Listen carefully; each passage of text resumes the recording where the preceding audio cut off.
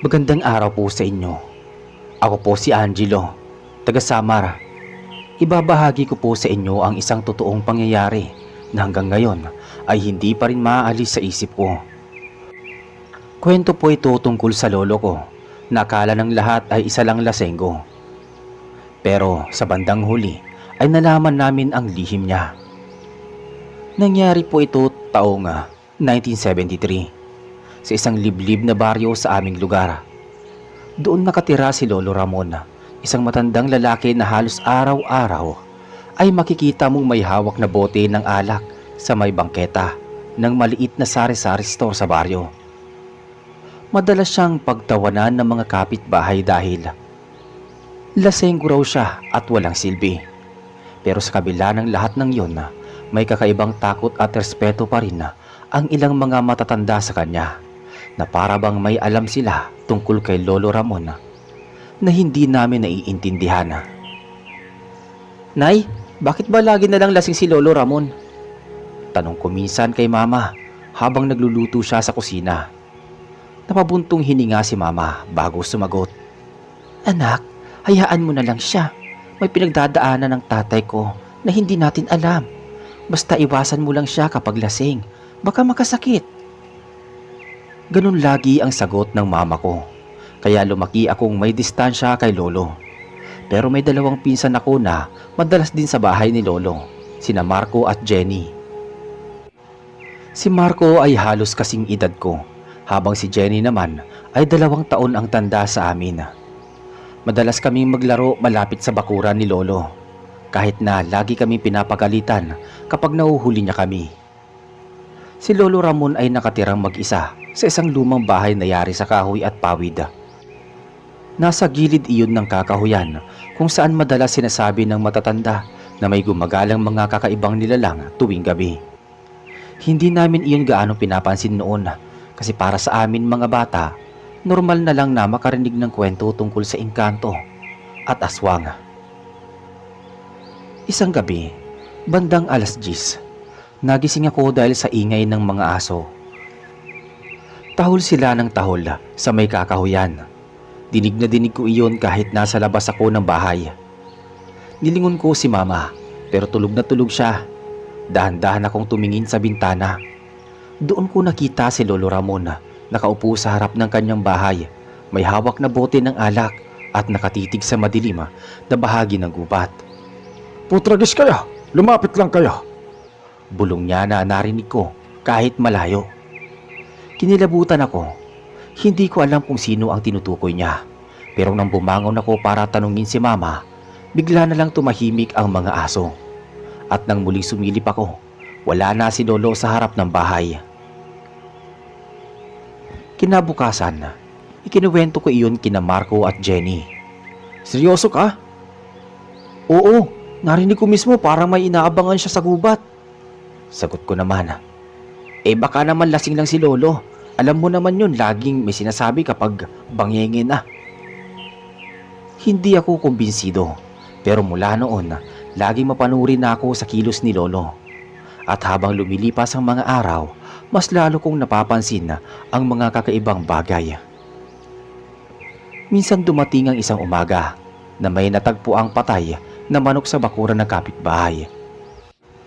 Wala itong dugo at parang hinigop ang laman loob. Kinilabutan ang lahat dahil tipikal iyon na sinyalis ng pag-atake ng aswang. "Diyos ko, baka may aswang na naman dito!" sigaw ng kapitbahay. Doon nagsimula ang usapan sa baryo, pero ang mas kinagulat ko ay ang marinig ko nga may nagsabi, "Baka si Ramon yun. Lagi namang gising pag 10 oras ng gabi." Nagkatingin ng kaming magpipinsan. Hindi namin alam kung matatakot kami o pagtatanggol namin si Lolo. Isang hapon, nagpunta si Tia Elena, kapatid ng Mama, sa bahay. Akala ko'y simpleng kwentuhan lang, pero narinig ko silang nagbubulungan. "Elena, hindi ko na alam ang gagawin sa tatay. Natatakot ako na baka isang araw malaman ng mga bata ang totoo." Sabi ni Mama. "Wala tayong magagawa. Yan ang sumpa na dala niya mula pa noon." Sagot ni Tia Elena. Nanlamig ako sa narinig ko. Ano ang tinutukoy nila? Anong sumpa? Dumating ang gabi ng pista sa baryo. Maraming tao, may sayawan, may kantahan. Pero habang abala ang lahat, napansin ko na wala si Lolo. Hindi siya dumating kahit pa may libreng alak. Kaya nagpasya kaming magpipinsan na puntahan siya sa bahay. Pagdating namin doon, sarado ang lahat ng bintana at pinto. Tahimik pero mula sa loob may naririnig kaming kakaibang ingay. Parang pag-ungol at kaluskos ng kung anong mabigat. "Kuya, huwag na tayong pumasok," sabi ni Johnny na nanginginig. "Sandali lang, tignan muna natin," sagot ko sabay tulak ng pinto. Pagbukas namin, tumambad ang isang eksenang hindi ko malilimutan. Si Lolo Ramon, nakayuko, nanginginig ang buong katawan. Namumula ang mga mata niya, mahaba ang mga kuko, at kitang-kita ko ang pag-usli ng kanyang pangil. "Lolo?" Mahina kong tawag. Bigla siyang napalingon sa amin. Umalis kayo rito! Sigaw ni Lolo Ramon, sabay hampas ng mesa na muntik nang tumama sa amin. Doon nagsimula ang tunay na takot. Hindi na namin alam kung tatakbo ba kami o iintindihin siya. Pero isang bagay ang malinaw. Hindi pala basta lasenggo si Lolo. Isa siyang nilalang na matagal na niyang pilit itinatago. Halos sabay-sabay kaming napatras ni na Marco at Jenny nang sumigaw si Lolo. Nanginginig ang tuhod namin habang nagkakanda hulog-hulog sa pagbaba ng hagdan. Bilisan ninyo! Hindi na kami lumingon pa. Tumakbo kami papunta sa gitna ng baryo kung saan naroon ang kasayahan ng pista. Nanginginig pa rin ang katawan namin habang nakihalo sa mga tao. Pero hindi namin mawari kung sasabihin ba agad namin ang nakita o mananahimik lang. Angelo, nakita mo rin ba? Hindi ako nagkakamali. Oo, si Lolo parang aswang. Kinabukasan, kumalat ang usap-usapan. Ayon sa mga kapitbahay, may ilang kabataan raw ang nakakita kay Lolo na nag-iba ang anyo. Lalong dumami ang haka-haka. May nagsasabing aswang, may nagsasabing mambabarang, may nagsasabing engkanto. Doon na nagsalita si Tia Elena sa harap ng mga kamag-anak. "Tama ng pagtatago natin. Totoo, may sumpa ang tatay natin noon pa. Bago pa kami ipinanganak, nakagat siya ng isang aswang sa gubat. Akala namin mamamatay siya, pero nakaligtas. Ang kapalit lang, dinala niya ang sumpa hanggang pagtanda." Nanahimik ang lahat. Doon ko lang naunawaan kung bakit lagi may bote ng alak si Lolo. Hindi pala para maglasing. Ginagamit niya pala iyon para supilin ang kanyang pagkagutom sa laman at dugo. Kinagabihan, kinausap ko si Mama. "Nay, ibig sabihin kaya pala lasenggo si Lolo para hindi siya mag-aswang?" Tanong ko. Tumango siya, baka sa mukha ang lungkot. "Anak, oo. Kung hindi siya iinom, baka hindi niya makontrol ang sarili niya. Ang alak ang nagsisilbing pampatay gutom sa kanya. Kaya nga kahit nakakaawa siya, wala tayong magagawa kundi hayaang mag-isa. Mas delikado kung palagi siyang kasama ng tao." Hindi ko alam kung maaawa ba ako o matatakot. Lumipas ang 2 linggo, halos walang gustong lumapit sa bahay ni Lolo. Pero isang gabi, may narinig kami sigawan mula sa kabilang dulo ng baryo. May dinukot daw na bata. Agad kaming kinilabutan dahil ang direksyon ng pagkawala ay papunta mismo sa kakahuyan kung saan malapit ang bahay ni Lolo. Hindi kaya si Lolo yon?" Bulong ni Jenny habang umiiyak. Nagpasya kaming tatlong magpipinsan na puntahan siya.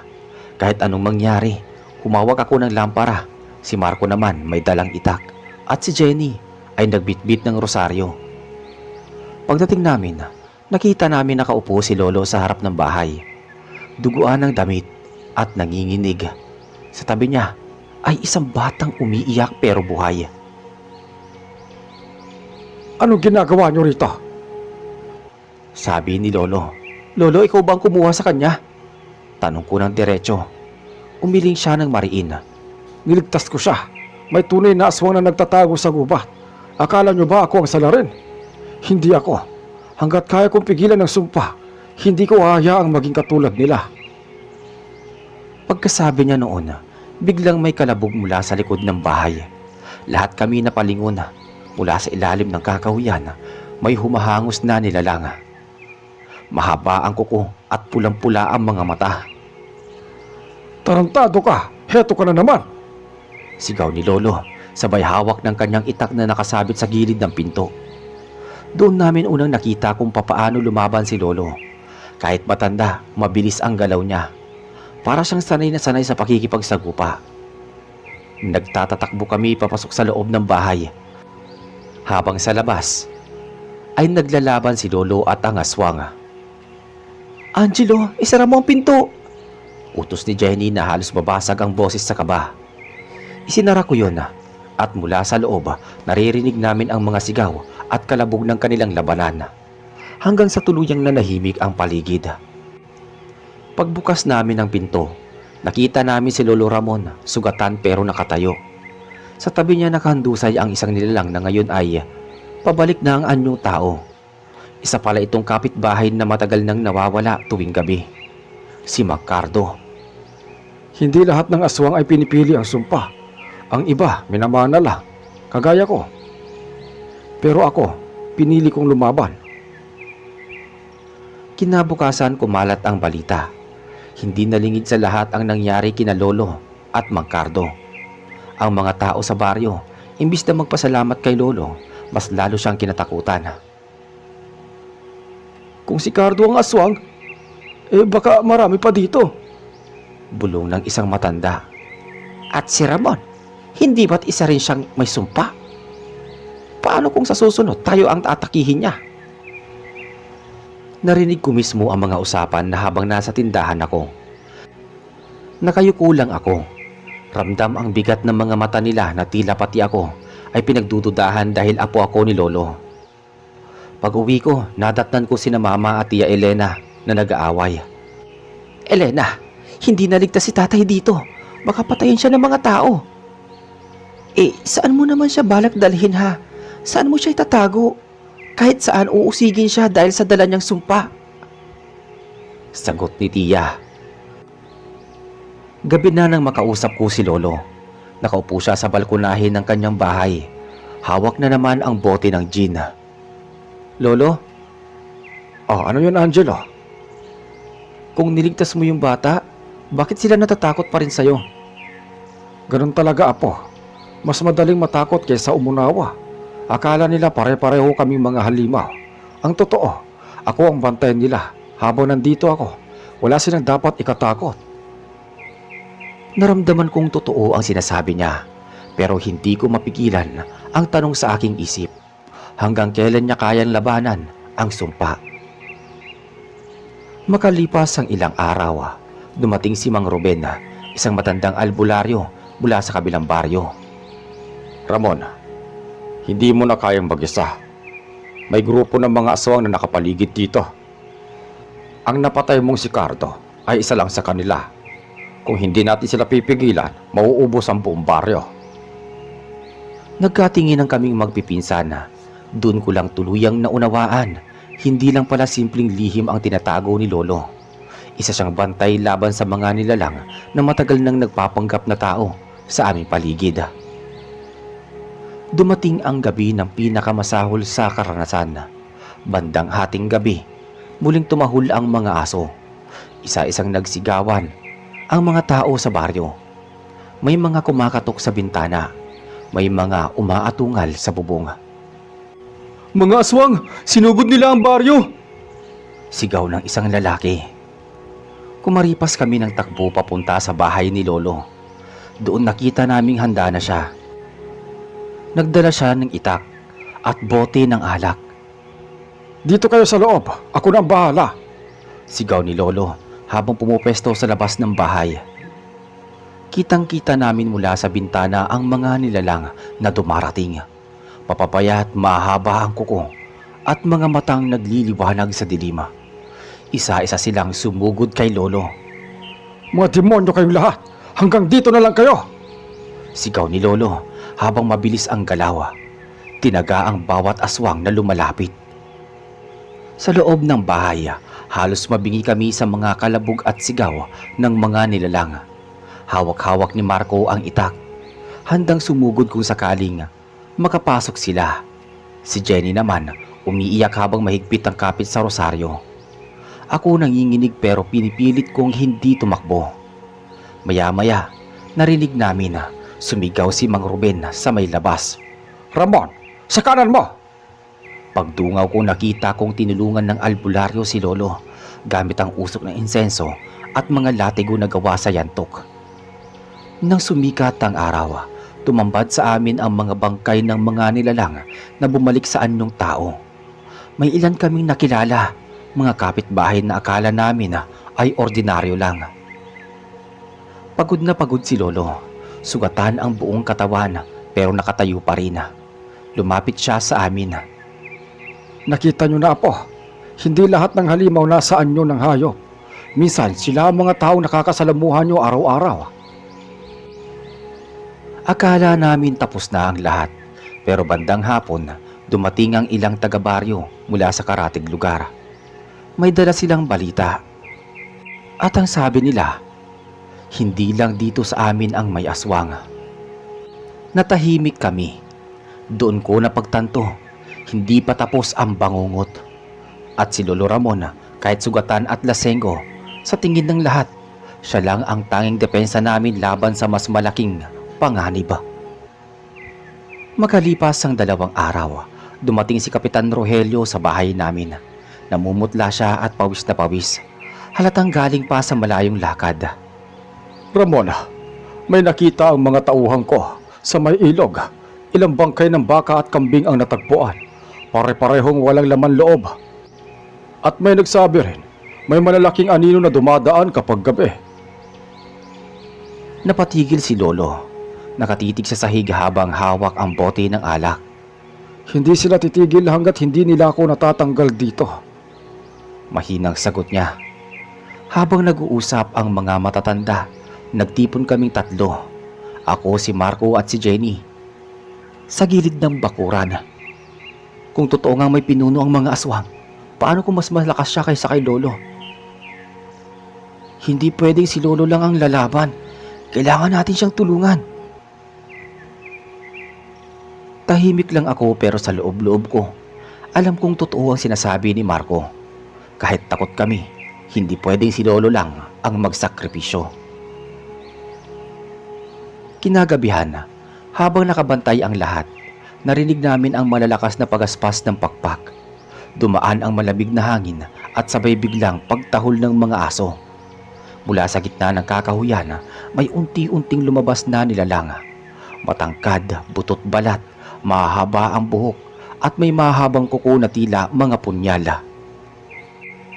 Walang duda, mukhang siya ang pinuno. Bulong ni Mang Ruben habang nanginginig. Tumawa ang nilalang, malalim at nakakayanig ng laman. Ramon, matagal na kitang hinahanap. Akala mo ba matatakasan mo ang sumpa? Sumama ka na sa amin at wala nang masasaktan.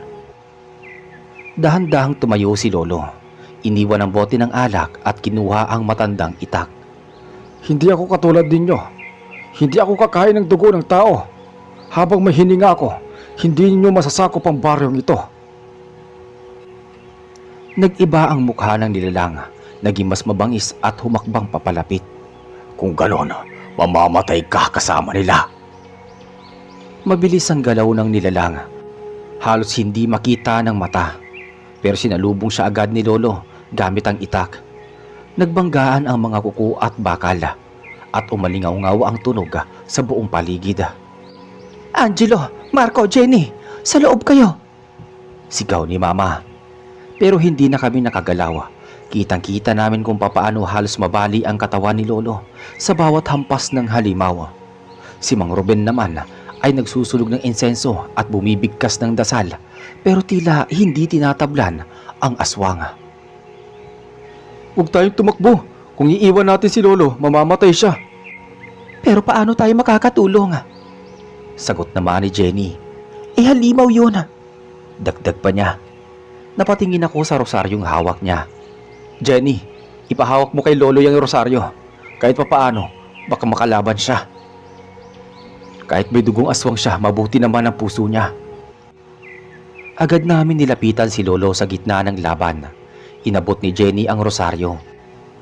Sa sandaling yon, parang biglang lumakas si Lolo. Tumalim ang kanyang tingin at buong lakas niyang itinarak ang itak sa balikat ng nilalang. Napasigaw ng malakas ang pinuno ng mga aswang. Umatras siya, galit na galit at nanginginig. Hindi pa ito tapos, Ramon. Babalikan ko kayo. At sa isang iglap, naglaho siya sa dilim ng kakahuyan. Naiwan si Lolo na hingal, sugatan at halos bumagsak. Lumapit kaming tatlo agad sa kanya. Lolo, ayos ka lang ba? Ngumiti siya kahit punong-puno ng dugo ang bibig. Hindi pa tapos to, mga apo. Babalik sila. Pero habang nandito ako, walang makakahipo sa inyo. Kinabukasan, pinatawag ni Kapitan Rogelio ang lahat ng taga-baryo sa covered court. Halos kumpleto ang lahat, kahit takot ang ilan. Mga kababayan, nakita nyo na ang nangyari kagabi. Hindi ito kwento ng matatanda. Totoo ang mga aswang at may pinuno silang may mas malakas kaysa sa lahat. Nag-ingay ang mga tao. May mga umiyak, may mga nag-aaway. Bakit hindi na lang natin palayasin si Ramon? Siya ang dahilan kung bakit tayo ginugulo. Sigaw ng isang matandang lalaki. Kung hindi dahil sa kanya, baka ubos na tayo kagabi. Tahimik si Lolo sa gilid. Nakaupo at parang hindi pinapansin ang mga sinasabi ng mga tao. Pero alam kong nararamdaman niya ang bigat ng paninisi at takot ng mga kapitbahay.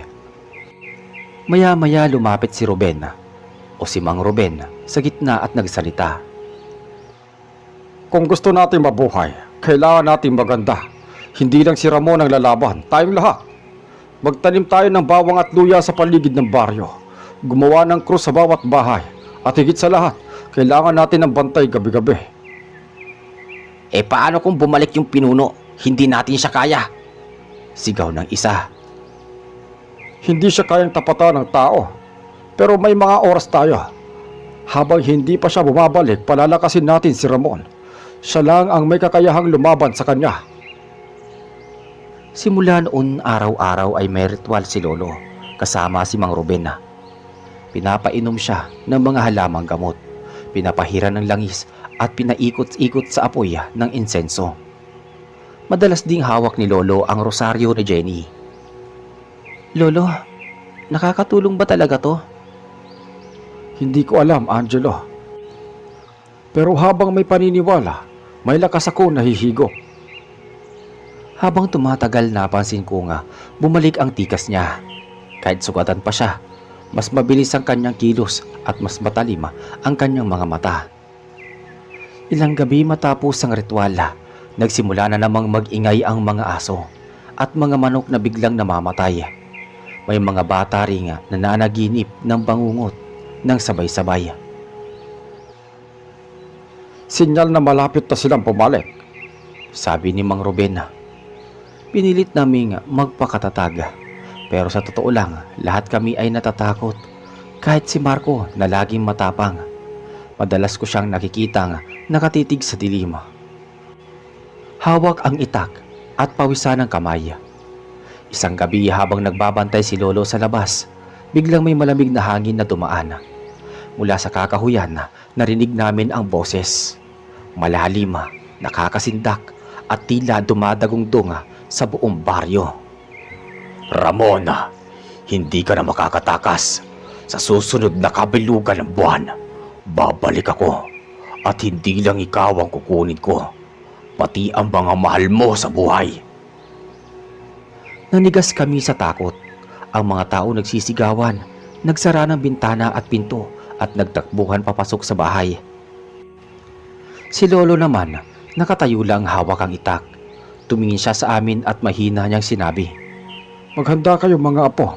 Sa kabilugan ng buwan, darating ang pinakamalaking laban. Lumipas ang mga araw na parang mabigat ang hangin sa buong baryo. Lahat ng tao abala sa paghahanda. Sa bawat bakuran, may mga nakasabit na bawang, may mga nakabaon na patpat na krus, at may mga palaspas na isinabit sa pintuan. Ang mga lalaki sabay-sabay na nagbantay tuwing gabi. Hawak ang mga bolo at itak. Ang mga babae naman nagdarasal ng rosaryo gabi-gabi sa kapilya. Si Ramon halos hindi na umiinom ng alak at hawak niya ngayon ay itak, langis at mga dasal na tinuro ni Mang Ruben. Mas tahimik siya kaysa sa dati, pero ramdam naming lahat ng mabigat ang iniisip niya. Angelo, sigurado ka bang kakayanin ni Lolo? Tanong ni Jenny habang nakaupo kami sa ilalim ng puno.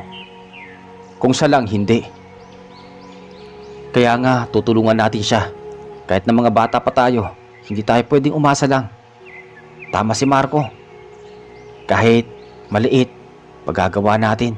Mas mabuti na kaysa sa manood lang.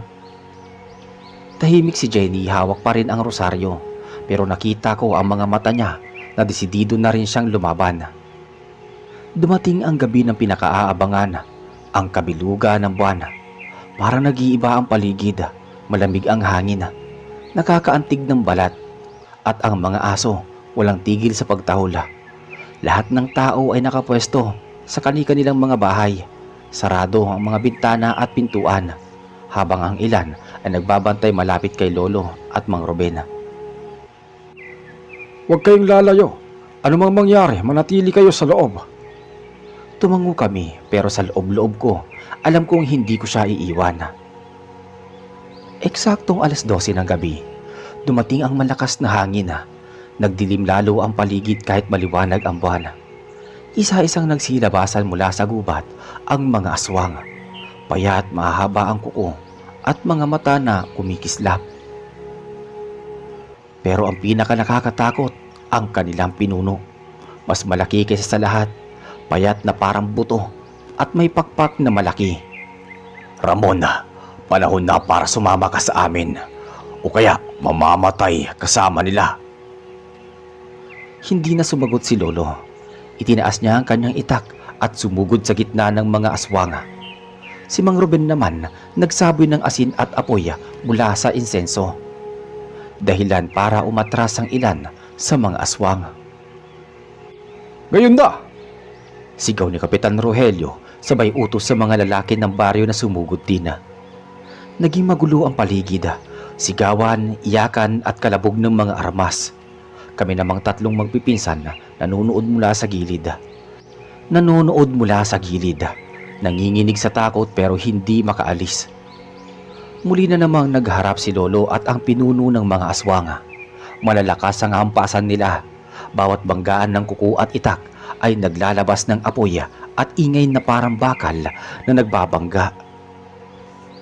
Hindi mo ko kayang labanan. Dugo na dumadaloy sa iyo, Ramon. Isa ka pa rin sa amin.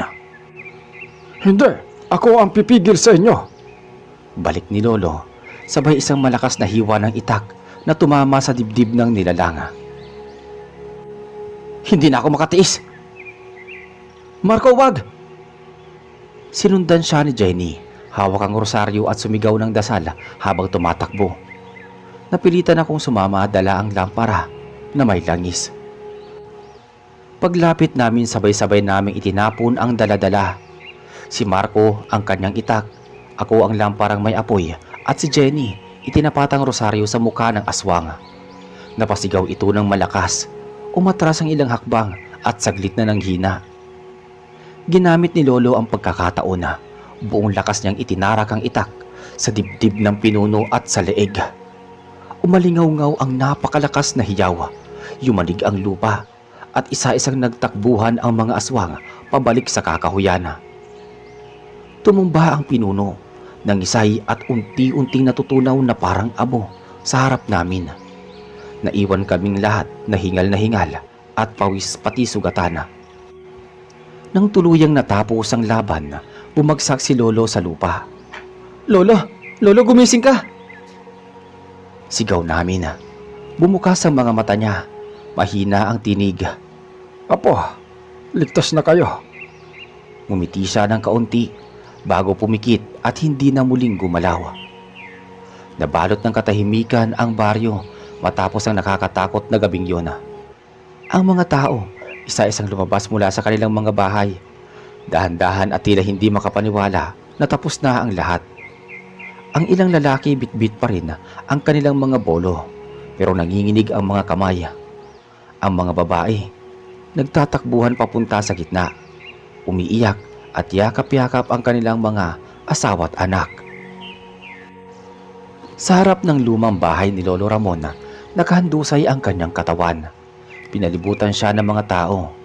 May ilan na kayuko, may ilan tahimik na umiiyak, at ang iba naman tila nahihiya sa lahat ng panlalait at paninisi na ibinabato nila noon sa aking lolo. Kung hindi dahil sa kanya, baka lahat tayo patay na. Mahina ang tinig ni Kapitan. Bakas ang bigat sa kanyang muka. Kinabukasan, ang buong baryo ay nagtipon para kay Lolo Ramon. Wala nang nagbiro tungkol sa kanyang pagiging lasenggo. Wala na ring nagduda sa kanyang pagkatao. Ang nakikita na lang nila ngayon ay isang matandang lalaki na buong buhay ay nagtiis ng sumpa para lang maprotektahan ang mga tao sa paligid niya. "Nagkamali tayo," sabi ng isang kapitbahay habang nakayuko.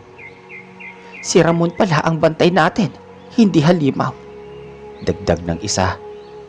Kami namang magpipinsan halos hindi makapagsalita. Tahimik lang kaming nakaupo sa tabi ng kabaong ni Lolo. Si Jenny, mahigpit ang yakap sa rosaryo. Si Marco, hawak pa rin ang itak na ginamit niya noong laban. Ako, nakatitig lang ako kay Lolo. Iniisip ko paano niya kinayang harapin ang lahat ng mag-isa. Bago tuluyang inilagak si Lolo sa kanyang huling hantungan, lumapit si Mang Ruben. Mga apo, hindi pa tapos ang laban ninyo.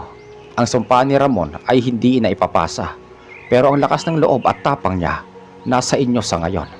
Tandaan nyo, maraming nilalang ang nagtatago pa sa kadiliman. Kayo na ang magpapatuloy ng pagbabantay sa baryo. Napatingin kami sa isa't isa. Ako, si Marco at si Jenny. Hindi namin alam kung kaya ba namin, pero alam naming wala na kaming ibang pagpipilian. Lumipas ang mga linggo at unti-unting bumalik sa normal ang takbo ng buhay, pero hindi na muling naging katulad ng dati. Sa bawat gabi, naroon pa rin ang kaba. Sa bawat tahol ng aso, naaalala namin ang laban. At sa bawat pagdiriwang, lagi naming inaalala, ang ermitanyong lasenggo pala ay siyang bantay sa aming baryo.